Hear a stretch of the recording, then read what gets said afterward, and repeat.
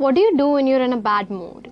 Maybe you watch TV or talk to your friends or play games, but what if it's been a month and the bad mood just won't go away?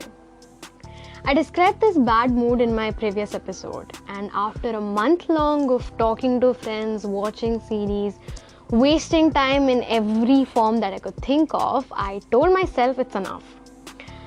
These activities that I was doing to make my mood better had to stop. Perhaps I was just giving myself excuses to not study.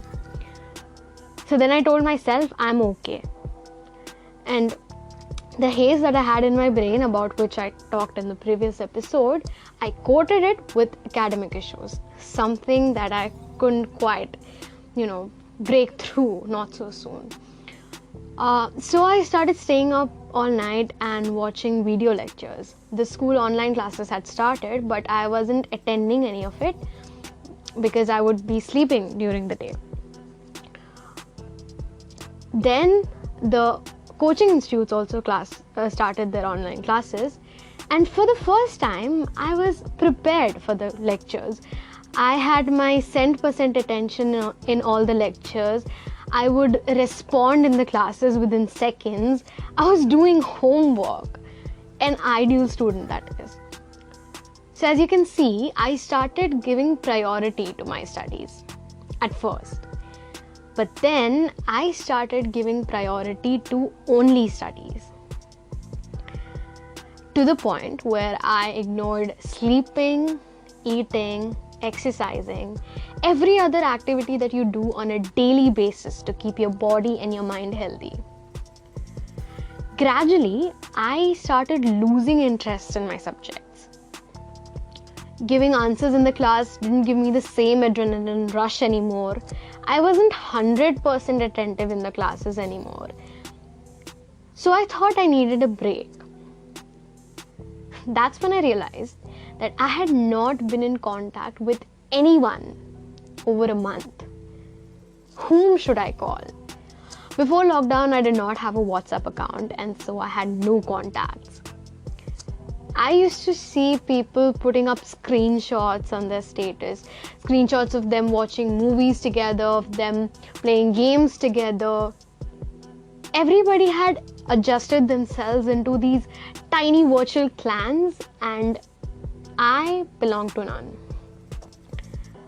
For the first time in my life, this 16-year-old single child was feeling lonely. But here's the catch. I didn't always feel lonely. I only felt lonely when I thought about it. And when do you not control your thoughts? Bingo, it's when you sleep. So I became a sloth. I started sleeping 10 plus hours a day. And this was very concerning for my parents, particularly my mother. And it's understandable, right? All this that I was feeling, I was not sharing any of this to her. But how could I? I myself could not comprehend any of it.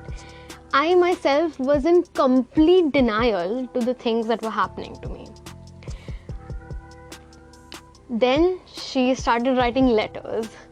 On the last page of my diary with a pencil, she scribbled me some letters which she hoped I'd read once I get up, but I never did. Why should I? I was dying in my own guilt of how I had wasted so much of time, how I had let go of the academic lead. And those letters would just have more instances as to why I'm a problem child. I just wanted her to leave me alone. I know, ironic. A person who's lonely wants for her mother to leave her alone. So then I was scrolling through YouTube again, watching random videos, when I bumped into this particular video that opened doors to my next phase, about which I'll tell you in the third episode. You are listening to Speak Now, a podcast series where I, Shohini Banerjee, share with you my journey of knowing nothing about anxiety to getting rid of it.